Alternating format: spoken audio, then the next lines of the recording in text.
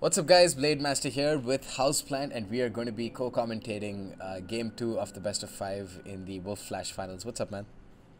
Hey, um, yeah. So before we go over the builds, I want to give a little background to what's actually happened. A couple minutes, like 10 minutes prior to this battle, um, he actually disconnected. Um, so normally, I would have deployed forces on both my left and my right flanks, and rather than just a whole bunch of troops on my right. Mm-hmm. Um, But because he's had a chance to see my deployment in game one, uh, I've decided to change it up. Right. So, I mean, Um, a bit of background information before that is that right. since this Game 2, you have map pick and you've chosen Woodlands, Yes. and you Yes. have I taken chosen Woodlands. your patented Celtic strategy, and that Yes. now it probably makes sense why you were talking about deployments, because deployments is so crucial for So important. this ambush strategy of yours to work. So yeah, this is Woodlands. You have two patches of forest on either flank. Your usual strategy was to put basically symmetrical flanking forces of Right. axemen and raider skirmish cavalry on either flank, but since he disconnected and he probably saw your tactics, you just decided to change it up, which is Yep. very, very ballsy, to say the least, because it's ballsy enough. Well, It's, yeah. it's it's ballsy enough bringing the Celts, but it's super ballsy just having one flank unprotected. Yeah. Well, I've got a bunch of cavalry back here, so I can sort of fend off attacks. And the King's Warband, they don't care about anything. So, True. Let's go over your build. um, Speaking of King's Warband and stuff. yes.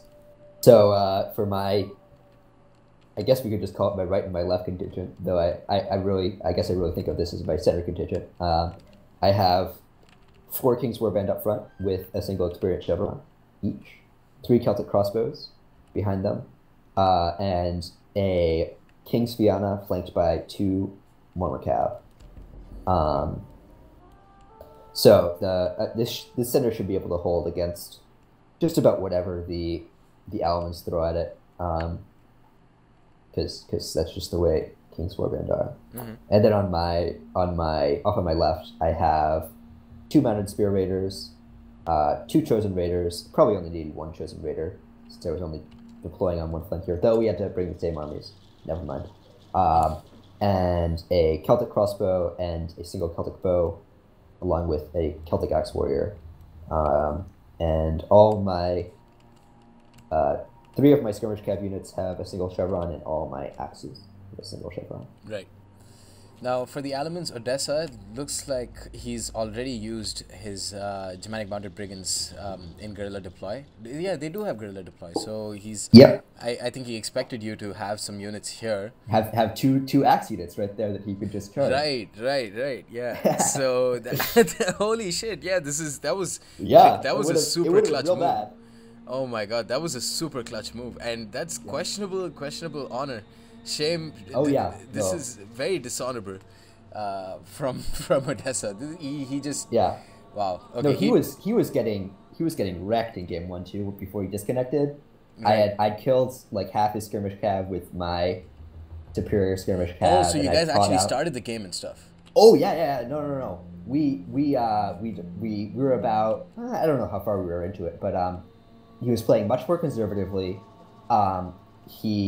I caught out. I think he forgot to deploy two of his bejeweled nobles off on his left flank, but I'd caught them. I just queued up charge orders for charging in with skirmish cav, and then follow up with the axe Right.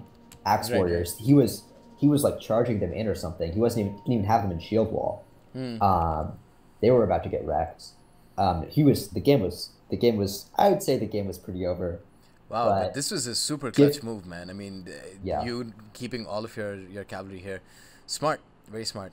So two Germanic Mounted Brigands there, who are just going to be chilling there, I guess. I mean, since there's no Celtic Axe Warrior for them to charge in. yeah, Four Germanic Hurlers and one Germanic Bow, it looks like, just like the last one, or his last game. Four Bejeweled Nobles up in the front, and looks like four Protectores. No, four Noble Germanic Swords. Okay. I would have chosen the Yeah, Protectorians. why would you ever bring Noble Germanic when you have Protectores for like 20 talents more, I think. Yeah, Four Noble Germanic Horsemen and a Knodomar's entourage with double bronze. Very strong unit. Okay, let's Sure. and let's unpause in 3, 2, 1. Okay. Can we unpause now? Yeah. Oh, yeah.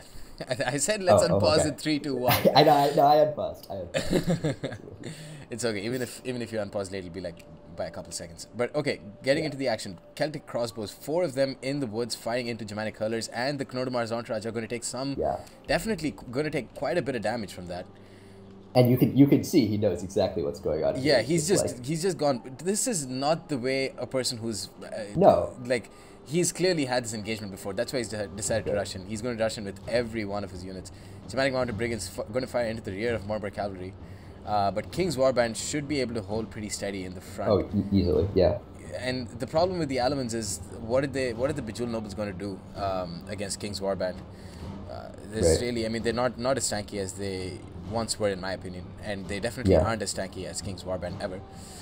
Chosen Raiders here going to charge into Noble Germanic Swordsmen and Hunters getting destroyed. Why did he bring Hunters? Yeah, and look at his gen. He's already lost almost half Holy his gen. shit! Yeah, wow. That's just from Celtic crossbows and pulling out of the. He did like eight casualties to Dude, I think most of the Celtic crossbows got the damage because I mean in shield wall your units don't pursue, so pulling out really wouldn't have caused him too many casualties. You would be surprised at how much damage a unit will take from pulling away from a shield wall unit. Huh? It's not like it was in Rome 2. Right. I mean, I guess that's always true when it comes to pulling out. But he's definitely overwhelming my Mortimer cavalry. Exploiting the fact that I haven't deployed over there. And your mounted spear raiders just got charged at by his Noble Germanic Swordsmen. Horsemen. Yeah. For some reason, it says they're winning the combat, but yeah, I don't know. That's strange. Maybe it's just because of the javelins. Either way, they're going to be winning since the Celtic axe warriors are going to come in. Mounted spear is just destroying the. I think you're in a much more advantageous position. Sure, he's got your rear, but you've got so many more units that can rear charge his Bejeweled. Right. And he's going to have a very hard time protecting his general now from. Oh yeah, that's the main thing. Raiders. I mean, you've used your King's Fianna very wisely. You've kept by him out not of the using battle. them. Meanwhile, his Knodomar's entourage, 14 men, they're just about dead. And there's really nowhere they can go. They can't retreat anywhere because you've completely surrounded his rear. Got him in the ass, man. And now the Knodomar's entourage is basically dead. I don't think the general isn't dead yet. Yeah, the general, I believe, survives here, as he did in the first game. Not that it matters because this game is, even though he went balls out on this one, it still wasn't enough. If you kept your Celtic axe warriors here, this would have taken a completely different turn, because you would have lost some very important units. If anything, just for pure numbers, having axe warriors behind your cavalry and then coming into support is going to be crucial, and not having them. Well, there goes this gen. But also my skirmish cav would have been pinned down over there, and he could have just run over with his Noble Germanics, and he could have supported that fight much faster than I could. The only thing I really could have supported with was like Mortimer cav, and they're not going to help in that fight. Exactly. Yeah. Then they're never going to do anything. Bejeweled Nobles. I don't think he put them in shield wall, did he? He did. He walked he did, and he just issued move warriors.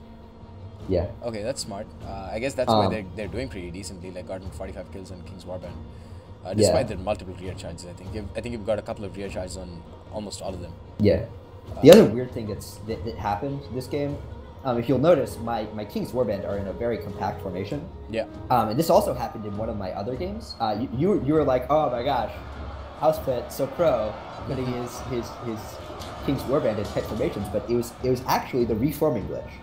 And I don't know why it happened, because it happened before the cavalry charge, so it doesn't make any sense. Yeah, what? As to why they reformed. That's really weird. I mean, it's not supposed to happen. That never happens. Because I didn't issue any orders. Huh. But I mean, I appreciate being you're kind of second guessing the reason. but, You're kind of second guessing your decision to say that it wasn't so MLG of me. Yeah. Planned all along. But I think it's just because they got shot in the rear by like some friendly fire from the crossbows, maybe yeah. I don't know. It's weird. Your King's Fianna is not in a very good position here. No. But against Germanic Mounted Brigands, they'll still be able to win out kind of easily, and the Noble Germanic Swordsmen really aren't going to do much with their terrible 24 melee attack. Right, and it's a sword unit against a unit with 60 armor. Yeah. So, like, Holy they're not crap! gonna Your do chosen anything. raiders, 274 kills. Wow. I think those are mostly on like slingers and stuff because they just came around and Right. just But damn, wreaked havoc. that's some numbers, man. Yeah. I think this is going to be a close victory for you, right? It looks like. I mean, you've got so many units. It looks that way. Yeah, you got. I so mean, many a lot units. of my units are pretty depleted. You've got a Chosen couple. Raiders are, I believe, the only cavalry unit in the game with 108 morale, which is pretty cool. But yeah, having units that have morale that high, I think it would have been a close victory if I managed to evacuate my crossbows. Yeah, Probably. perfect victory. Yeah, but I mean, honestly, Shameful the display. crossbows did their job. They just slaughtered that Yes, general. yes, yes. The crossbows. And the thing is, they're so Worth every cheap penny. that you can actually Yeah. afford to bring them. I mean, if Ballistari were like 200 talents, I'm sure people would be bringing them with TRE and Yeah. WRE. It's a weird. The Celts are weird. The Celts are weird because it's actually the reverse. They're so cheap that you almost can't bring them. Why? Because the Celts are so hungry for their unit slots. Right. Look right. and look at the Ebdani roster for a second. Let's go to the There's- Ebdani roster then. There's if you want to bring a unit that costs more than 550 talents, they have the Yeah, generals yeah, unit, yeah. the King's Fianna. I know exactly what you're talking about. Yeah, this They have is the Kerns, the Rigdana, and Yeah. a couple of skirmish cap units. That's it. They don't Yeah. get any other expensive units. so you always end up with a shit ton of money, and you don't Right. really know what to spend it on. right. I guess putting experience upgrades on King's Warband is a decent choice, but still, okay. Let's go ahead and do this. All right. So suppose we bring 4 Celtic crossbows, and we have our usual, if we're going on a completely Cariscos path, 4 Mormon cavalry and a King's Fianna at the very least, and then we want a front line of at least 4 King's Warband. And I wouldn't bring Celtic Axe Warriors and Cariscos. Maybe just some Celtic Band or something like that. Celtic Axe Warriors depends on the matchup. I think against the Alamans you need them because they have so much armor. True. But I think against a generic opponent I would just bring 4 Gallo Glasses on the flank. Right. Oh yeah, Gallo Glasses are pretty good. But yeah, now Nowhere you can near the see King's Fianna, I've got 6 Mormon cavalry, a King's Fianna, 4 King's Warband. Oh, wait, this is 6 sim. We're playing 6 sim. Oh shit! Yeah, actually no, we're playing 4. Yeah, max 4. Okay. Then what else can I bring? Maybe some. I would probably bring some cheap 32 spear damage. Okay, I'd probably bring a couple of Celtic cavalry raiders just to serve as quasi cavalry.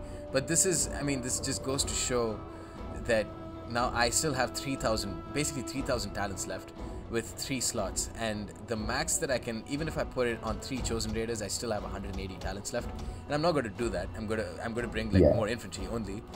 So yeah, now you guys can see the conundrum with that Houseplant was talking about, which you get with the Celts. Unless you really want to shoot yourself in the foot and bring Kerns and Rigdamna, who are really fucking good though. I mean, I really like Kerns.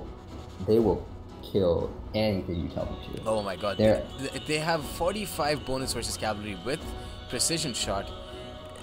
Oh my god, it's insane. Yeah, it's going to be insane. Well, that's on their missiles, not on there. They don't have a spear with 45 bonus versus cav. Yeah. If only. Alright, so that concludes game 2, and that means Odessa needs to really pull his socks up, and he needs to win the next 3 games if he wants to win this tournament, and of course Houseplant just needs to win the last game. Let's see if he does. You guys stay tuned for more. Peace.